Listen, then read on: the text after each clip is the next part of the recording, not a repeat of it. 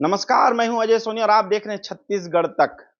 छत्तीसगढ़ की राजनीति में तब तक तड़का नहीं लगता है जब तक उसमें जोगी परिवार की एंट्री नहीं होती और फिलहाल जोगी परिवार अभी खामोश है।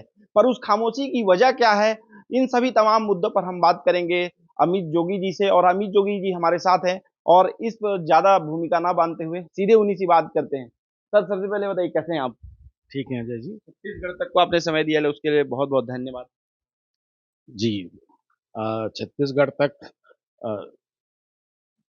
अभी जब से शुरू हुआ है तब से छत्तीसगढ़ की आवाज आप लोग नेशनल लेवल पे, खासकर सोशल मीडिया पे, डिजिटल मीडिया में आप बुलंद कर रहे हैं। उसके लिए मैं वास्तव में आप लोगों को बधाई देना चाहता हूँ। सर, पॉलिटिक्स में तो हम लोग आएंगे, पर मैं सबसे पहले आऊंगा, अमित जोगी भी हैं कहाँ? सवाल लोग भी यही पूछ रहे हैं कि आखिर अमित जोगी भी हैं कहाँ? बहुत मुश्किल से हम लोग खोज के आपको अभी निकाले इंटरव्यू के लिए, आखिर थे आप कहाँ? अभी तो मैं लगभग पिछले 1 महीने तो अपने गांव में ही रहा। अपने परिवार के साथ मेरी माँ, पत्नी, बेटा सब हम लोग वहीं थे। और मेरे पिताजी की जो समाधि है उस पर हम लोग काम कर रहे थे। और एक बड़ा कारण तो ये भी है कि मौसम वहाँ पे रोज बारिश हो जाती थी। बड़ा अच्छा सुहाना मौसम था, यहाँ पर बड़ी गर्मी थी। तो इस कारण भी, और जैसा कि मैंने बहुत पहले कह दिया था, विधानसभा चुनाव के बाद ही बोल दिया था कि मैं चाहता हूँ कि 1 साल अभी अ, मैं आत्मनिरीक्षण करूँ। 1 साल अपने परिवार को दूँ, अपनी माँ के साथ, अपनी पत्नी के साथ। जो पॉलिटिशियंस होते हैं बहुत कम समय बिताते हैं अपनी फैमिली के साथ। और मैं ब्याज समेत उसका वो जो, जी, जी। तो ऐसा तो नहीं हुआ कि जोगी ऋचा मैम भी पॉलिटिक्स में उतरी, बोली आप घर में समय नहीं दे रहे, इसलिए मैं भी सक्रिय पॉलिटिक्स करती हूँ, आप अपने रास्ते जाइए, मैं अपने रास्ते जाऊँ। क्योंकि चुनाव लड़ा था उन्होंने और आप पूरे सीटों पे आप प्रचार कर रहे थे, तो उस समय एहसास हो गया क्या कि पॉलिटिक्स यार ये हम दोनों को बहुत दूर दूर भेज दे रहा है, समय नहीं दे रहा है बैठने का साथ? एक बात से तो मैं अ, कई बातों से भले सहमत नहीं हूँ प्रधानमंत्री जी की, पर एक बात से ज़रूर सहमत हूँ कि परिवारवाद जितना कम रहे, उतना बेहतर होगा। पॉलिटिक्स से पता चला अभी वाले से। जी हाँ। और इसीलिए अ, आपको मैं यही बोलना चाहता हूँ, हम लोगों की मंशा है कि पॉलिटिक्स में जोगी परिवार अगर है भी, तो केवल मैं ही रहूँगा और कोई नहीं रहेगा। अच्छा, ये बड़ी बात आप छत्तीसगढ़ तक पे कह रहे हैं कि पॉलिटिक्स, सक्रिय पॉलिटिक्स में कोई रहेगा जोगी परिवार से, तो अब अमित जोगी ही रहेंगे? जी हाँ, मैं अपने निजी परिवार की बात कर रहा हूँ। परिवार तो मेरे हाँ, वो तो पिताजी बहुत पूरे प्रदेश को मानते प्रदेश थे। मानते हैं। और मैं भी अपनी पार्टी में जो लोग हैं उनको अपने परिवार के सदस्य के ही रूप में देखता हूँ। पर जहाँ तक जोगी सरनेम वाला, अ, वो एक ही रहे। अभी एक बड़ा बीजेपी ने हमलावर शुरू कर दिया है, कांग्रेस पे हमलावर हो गई है। सोनिया गांधी राज्यसभा से सांसद पहुंची हैं, राहुल गांधी वायनाड और रायबरेली से पहुंचे हैं। वायनाड छोड़ रहे हैं, प्रियंका गांधी पहुंचेंगे, मतलब 3 गांधी संसद में बैठेंगे। भाई ये तो जनता ने उनको चुन के भेजा है। इसमें परिवार को दोष नहीं देना चाहिए। अगर दोष देना है, किसी को कोसना है, तो जनता को कोसिए। उत्तर प्रदेश से जीत रहे हैं, केरल से जीत रहे हैं, प्रधानमंत्री जी से ज्यादा मतों से जीत रहे हैं।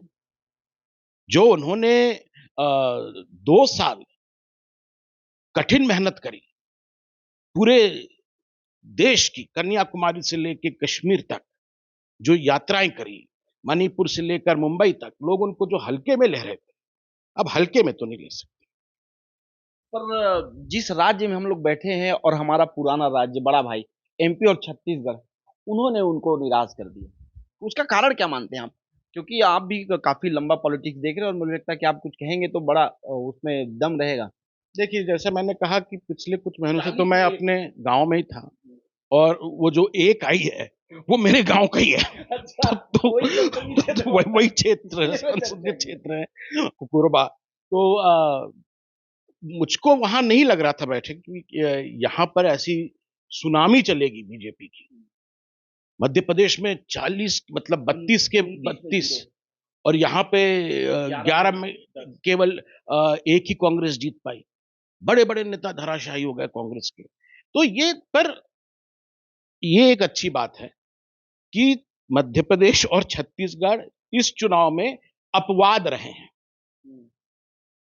नहीं तो अगर ऐसा ही रिजल्ट आता तो उनका तो 400 पार हो ही गया था। पर मैं व्यक्तिगत तौर से, मैं नहीं जानता मेरी पार्टी का क्या स्टैंड है इस पे, नहीं है। मेरा व्यक्तिगत स्टैंड ये है कि इस बार का जो चुनाव का नतीजा है, इससे बेहतर नतीजा नहीं आ सकता था। एक मजबूत सरकार भी मिली है और उससे ज्यादा कहीं महत्वपूर्ण एक मजबूत विपक्ष भी।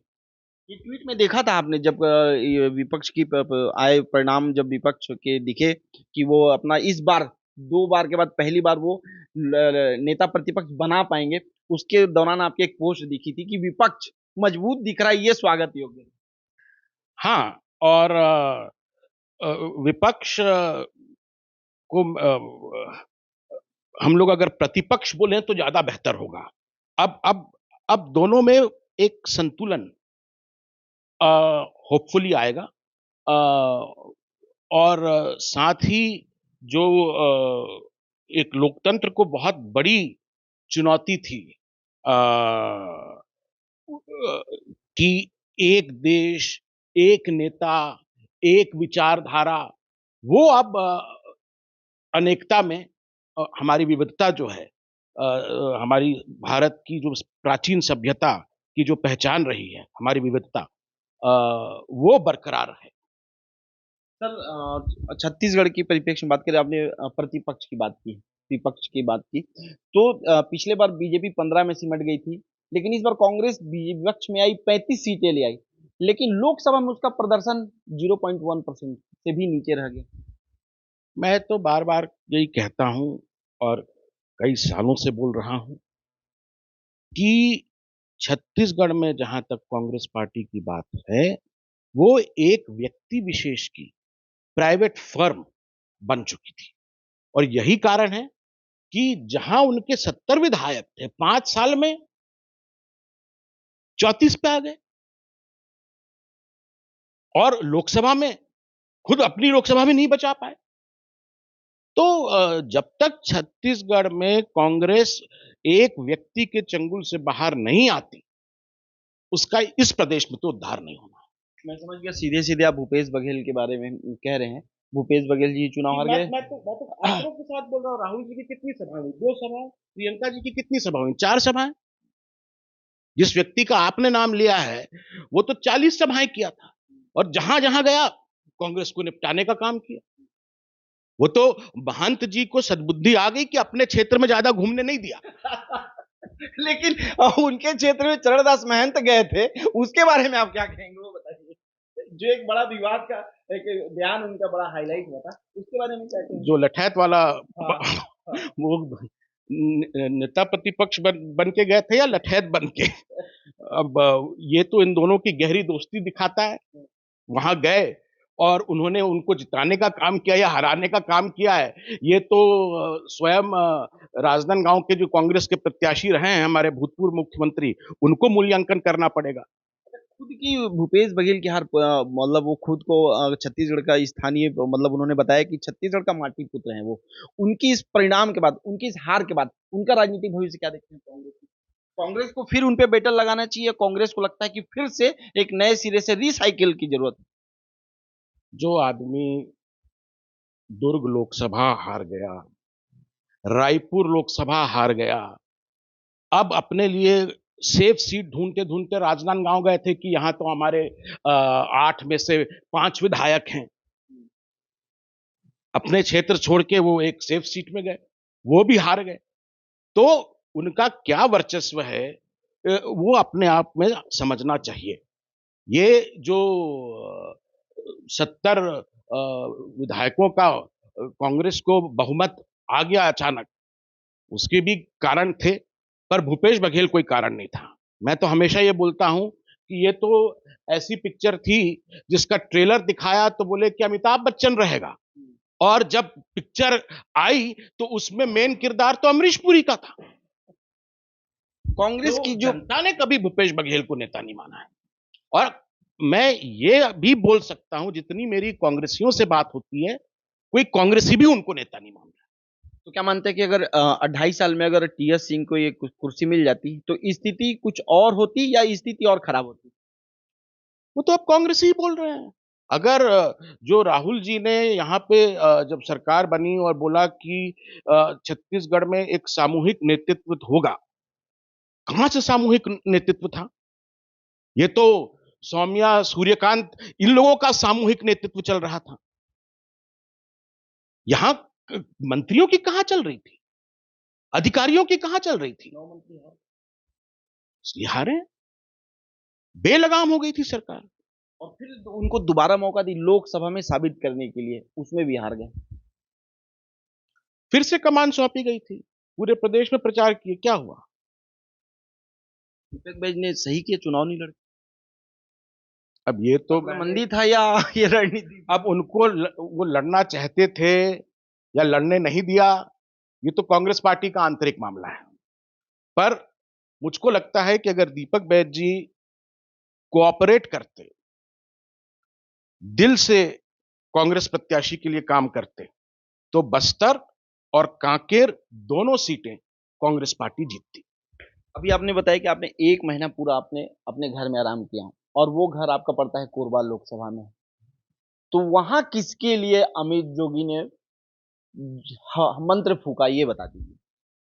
मैंने तो देखिए अधिकृत तौर पे बोल दिया था कि हम लोग इस चुनाव में नहीं लड़ेंगे, ये राष्ट्रीय मुद्दों का चुनाव है, दो राष्ट्रीय पार्टियों के बीच का चुनाव है, और हम एक बहुत छोटी पार्टी हैं, अभी अभी भी विधानसभा लड़के निपटे हैं। फिर से 3 महीने बाद, मतलब हमारी वो लॉजिस्टिक आर्थिक रूप से भी हमारी स्थिति नहीं थी कि हम लोग सब जगह लड़ें। हाँ, अब आने वाला जो नगरीय निकाय होगा, पंचायत चुनाव होंगे, उसमें जरूर तो वहाँ पे क्षेत्रीय मुद्दे हावी रहते हैं, तो क्षेत्रीय दल के रूप में हम लोग अपना जनता के बीच में जाएंगे। सरोज पांडे कोरबा लोकसभा में जो खड़ी हुई तो सिर्फ कोरबा विधानसभा से वो जीती, बाकी विधानसभा क्षेत्रों से पीछे रही। और उस विधानसभा में आपका जो एकमात्र मंत्री आते हैं स्वास्थ्य मंत्री, उनके विधानसभा क्षेत्र से भी बीजेपी पीछे रही। और आपका जो गृह ग्राम है पेंड्रा और जो कोरबा का इलाका है सटा हुआ है, 3-4 विधानसभा में अगर कोई थोड़ा सा भी इधर उधर कर दे तो कह सकते हैं कि चरणदास महंत जी जीत गए और सरोज पांडे जी की नैया डूब गई। तो कहीं ना कहीं दिशा जाता है कि आपका झुकाव क्या अभी भी कांग्रेस की तरफ है? देखिए, हमारी पार्टी में जो दल का नाम ही जनता कांग्रेस है, तो कांग्रेस तो भाई, मैं कांग्रेस में हूं नहीं हूं, मुझ में तो कांग्रेस का डीएनए है। और ये इसका खामियाजा मैं बोलूंगा, इसका खामियाजा हमको पिछली बार इसलिए भुगतना पड़ा कि लोग हमको बीजेपी की बी टीम के रूप में देखने लगे थे। मैं कई बार बोला, आपके मन से भी बोला, कि अगर मुझको एक बुरी भाजपा कांग्रेस सरकार और अच्छी भाजपा सरकार के बीच में चयन करना है, तो मैं बुरी सा, तो ये तो मैंने हर जगह बोला है। पर सर बोलते कुछ थे पर तस्वीर कुछ और बोलती थी। उसके बाद फिर अब अमित शाह जी से भी मिला है, तो कांग्रेस जरूरी है, बीजेपी मजबूरी है, ये कैसे चलेगा? तो अमित शाह जी से मैं कब मिला? मैं तब मिला जब और ये कोई पहली बार थोड़ी मिला हूं। तस्वीरें ही सब कुछ कह देती है। नहीं, आप देखिएगा, मैं कांग्रेसी नेताओं से भी मिलता हूं, पर और मैं जो भी मुलाकातें होती हैं उसको अपनी तरफ से सार्वजनिक नहीं करता हूं। ये पता नहीं क्यों माननीय गृह मंत्री जी के कार्यालय ने उसको अपने ऑफिशियल हैंडल में डाल दिया है कि आज सो एंड सो मिले। नहीं तो ऐसा मेरा कोई मकसद नहीं था कि इसकी कोई पब्लिसिटी करूं। अभी 6 महीने की जो आपका मूल प्रश्न है कि कोरबा में क्या ऐसा हो गया, तो वरवाही जो जो जो इसलिए मैं ये सवाल पूछा कि आपने खुद बोला कि मैं 1 महीने वहां था और उसी 1 महीने में पूरा जो समीकरण है वो पलट गया। देखिए, अभी राजनीति में तो हूं नहीं, पर जो मेरे साथी लोग राजनीति में, उनको आईना दिखाने का काम तो मैं कर ही सकता हूं, बैठ के विश्लेषण कर रहा हूं आपके जैसे। आप लोग भी विश्लेषण करते हैं, अभी मैं एक विश्लेषक के रूप में विश्लेषण कर रहा हूं। जो मैंने देखा, मैंने खुद कुछ किया नहीं, मैं केवल एक दर्शक बन के वो जब देखेंगे सब समझ जाएंगे। हाँ, तो वहां पे इनको देखना है कि मरवाही आप लोग जीते, कांग्रेस तीसरे स्थान पे थी, ये 3 महीने पहले, 4 महीने पहले की बात है। अब क्या हो गया? जहां आपके एक नहीं, दो दो मंत्रियों के क्षेत्र, जो माननीय लखनलाल देवांगन जी हैं, उनका क्षेत्र कटघोरा भी रहा है, वहां पे भी बीजेपी निपटी। और श्याम बिहारी जी, रेणुका सिंह, ये जो आप तो सूरजपुर के आपके पड़ोस में जो भैयालाल जी हैं राजवाड़े, मतलब इन लोगों ने वहां अपनी नेता को जिताने का काम किया या हराने का काम किया। बीजेपी में मैंने इतना खुला घात अपनी लाइफ में कभी नहीं देखा। वो तो कहते हैं हम एकला चले, एक साथ चले और पूरी 11 जीतने वाली थी, बस एक सीट बस गलती से चूक गए बोलते हैं। वो तो कहीं मानने को तैयार नहीं है कि हमारे अंदरूनी कमियों की वजह से हम कोरबा हार गए। भाई वो माने ना माने, हमारे प्रदेश के मुखिया की सभा हुई थी बैकुंठपुर में, आपके चैनल में मैंने देखा, मुश्किल से 25-30 लोग इकट्ठे हो पाए थे। वहीं उनको समझ जाना था कि ये क्या हो रहा है। अब प्रदेश की राजनीति में बस अब बहुत कम समय लूंगा। अमित जोगी बाउंस बैक करने के लिए अविश्राम कर रहे हैं। उनका अगला कदम क्या है? या वो कांग्रेस के साथ जाएंगे, या उनके बीजेपी से कोई संपर्क हो रहा है, या अमित जोगी अपने जेसीसी के साथ नई रफ्तार के साथ निकलेंगे? देखिए, अभी राजनीति पे तो मैं कुछ नहीं बोलने वाला हूं, लेकिन जो बलौदा बाजार में घटना घटी, उससे मैं व्यक्तिगत रूप से बहुत ज्यादा विचलित हूं। इसमें एक समाज विशेष को बदनाम करने की साजिश की जा रही है। और जब से ये घटना घटी है, 15 तारीख की घटना है, आज 19 हो गया, लगातार एक के बाद एक लोगों को उनके घरों में जाके निर्दोष बच्चों को गिरफ्तार कर रहे हैं, उनकी पिटाई कर रहे हैं। अरे आपने एक हाई कोर्ट के जस्टिस से इंक्वायरी करने का निर्णय लिया है, उनकी इंक्वायरी रिपोर्ट आ जाए, सब क्लियर हो जाएगा। इसमें कौन दोषी था, कौन नहीं था। पर ये जो गैर कानूनी रूप से लोगों को प्रताड़ित किया जा रहा है लगातार, और इसी समाज को क्यों, कांग्रेस की सरकार में भी धर्मपुरा होता है तो इसी समाज के साथ, यहां पर इस सरकार में अमर गुफा होता है तो भी इसी समाज, इस समाज को क्यों टारगेट किया जा रहा है? और अगर समाज की आस्था जो बाबा साहब अंबेडकर के संविधान के प्रति है, उसको बरकरार रखना है, तो मैं तो केवल एक ही मांग कर रहा हूं दोनों पार्टियों से। अभी विधानसभा आने वाला है, आप दोनों को मिलकर वहां सर्वसम्मति से संकल्प पारित करना चाहिए कि बाबा गुरु घासीदास जी की जो जन्मभूमि है, कर्म भूमि है, बलौदा बाजार जिला जो बन गया है, उसका नाम, जिस प्रकार से मेरे पिताजी ने कवर्धा जिले का नाम सदगुरु कबीर साहब के नाम पे रखा, कबीर धाम रखा, वैसे ही बलौदा बाजार जिले का नाम गुरु घासीदास धाम रखना चाहिए। ये बड़ी बात मांग कर रहे हैं। और जो इस पे भाजपा और कांग्रेस का रुख है, कांग्रेस बीजेपी कहती है कि उसमें कांग्रेस विधायकों का हाथ है, कांग्रेस ने आंदोलन करना शुरू कर दिया है, कहती है कि बीजेपी ने पूरी साजिश की है। आप तो न्यूट्रल होकर देख रहे हैं, आपको कौन दोषी दिखता है?